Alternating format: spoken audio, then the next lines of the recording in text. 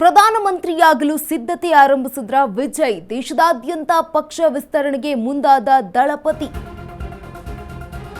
ಇದೀಗ ಮುಖ್ಯಮಂತ್ರಿಯಾಗಲು ಸಿದ್ಧತೆಯನ್ನ ಆರಂಭಿಸಿದ್ರ ವಿಜಯ್. ದೇಶದಾದ್ಯಂತ ಪಕ್ಷ ವಿಸ್ತರಣೆಗೆ ಮುಂದಾದ್ರ ದಳಪತಿ ವಿಜಯ್.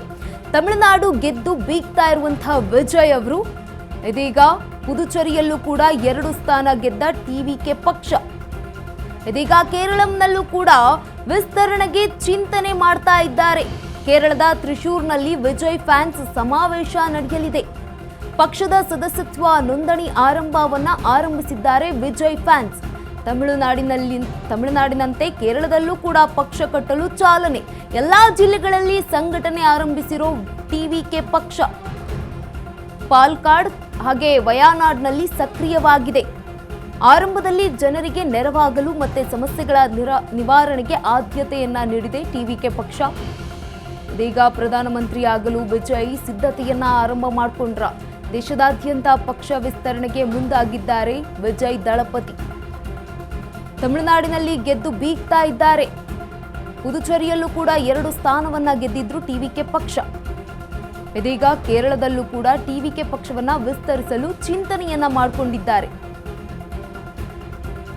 ಕೇರಳದ ತ್ರಿಶೂರ್ನಲ್ಲಿ ವಿಜಯ್ ಫ್ಯಾನ್ಸ್ ಸಮಾವೇಶವನ್ನ ಮಾಡಲಾಗ್ತಾ ಇರುವಂತದ್ದು. ಪಕ್ಷದ ಸದಸ್ಯತ್ವ ನೋಂದಣಿ ಆರಂಭವನ್ನ ಮಾಡಿದ್ದಾರೆ ವಿಜಯ್ ಫ್ಯಾನ್ಸ್.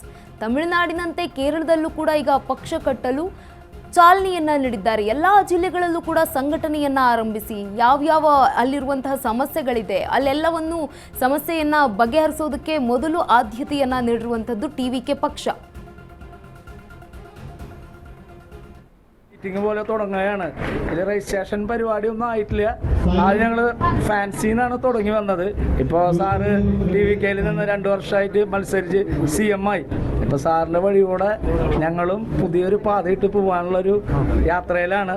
അതിൽ ഇത്രയും ജനങ്ങൾ വന്നു, വളരെ സന്തോഷം എല്ലാവരും. കാരണം സിനിമാ നടനായിട്ടുള്ള ഒരാൾ ഒരുപാട് അപമാനങ്ങളും മറ്റു കാര്യങ്ങളൊക്കെ സഹിച്ച് ഇന്ന് എത്തി നിൽക്കുന്ന ഒരു ഉയരത്തിലേക്ക് അതെ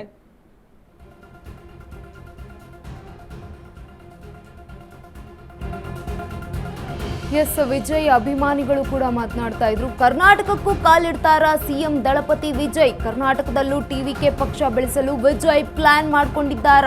ಬನ್ನಿ ಅಂತ ರೆಡ್ ಕಾರ್ಪೆಟ್ ಹಾಸಿದ ಕಾಂಗ್ರೆಸ್.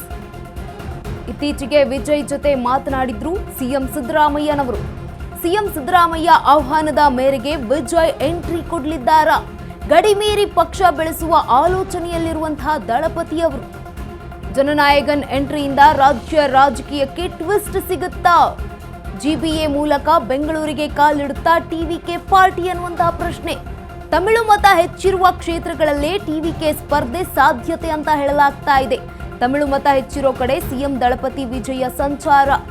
ಬೆಂಗಳೂರಿನ ಹಲವೆಡೆ ಬಹುಸಂಖ್ಯಾತರಾಗಿದ್ದಾರೆ ತಮಿಳಿಗರು. GBAಯಲ್ಲಿ ಟಿಕೆಟ್ ಸ್ಪರ್ಧಿಸದಿದ್ರೆ ಟಿವಿಕೆ ಸ್ಪರ್ಧಿಸದಿದ್ರೆ ಕಾಂಗ್ರೆಸ್ಗೆ ಹಿನ್ನಡೆಯಾಗುತ್ತೆ.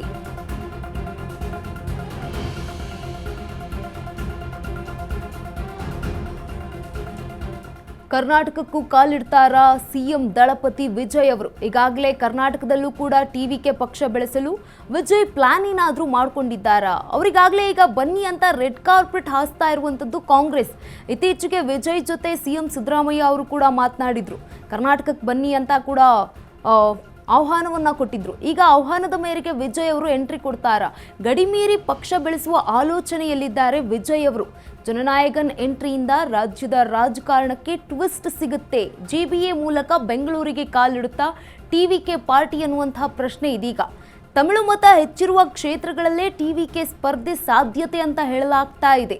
ಜೊತೆಗೆ ತಮಿಳು ಮತ ಹೆಚ್ಚಿರೋ ಕಡೆ ಸಿಎಂ ದಳಪತಿ ಸ್ಪರ್ಧೆ ಮಾಡಬಹುದು, ಅಂದರೆ ಆ ಪಾರ್ಟಿಯಿಂದ ಸ್ಪರ್ಧಿಸಬಹುದು ಬೇರೆ ಒಂದು ನಾಯಕರಿಂದ. ಒಂದು ವೇಳೆ ಟಿವಿಕೆ ಸ್ಪರ್ಧಿಸದೇ ಇದ್ರೆ GBA ಎಲೆಕ್ಷನ್ನಲ್ಲಿ ಆಗ ಕಾಂಗ್ರೆಸ್ಗೆ ಜಾಕ್ಪಾಟ್ ಹೊಡೆಯುತ್ತೆ.